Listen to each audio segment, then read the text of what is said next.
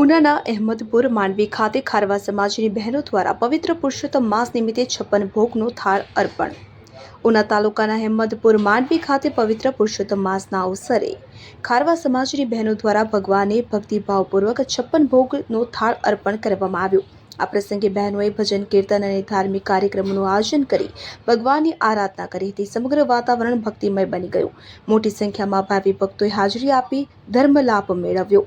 બહેનોએ ભગવાન સમક્ષ સમાજના સુખ, શાંતિ, સમૃદ્ધિ અને સર્વના કલ્યાણ માટે પ્રાર્થના કરી. ધાર્મિક શ્રદ્ધા અને ભક્તિથી યોજાયેલા કાર્યક્રમને ઉપસ્થિત ભાવિકો દ્વારા ખૂબ જ સરાહના મળી હતી. અંતે મહાપ્રસાદનું વિતરણ કરવામાં આવ્યું હતું અને સમગ્ર કાર્યક્રમ ધાર્મિક ઉલ્લાસ તથા ભક્તિભાવ સાથે સંપન્ન થયો હતો.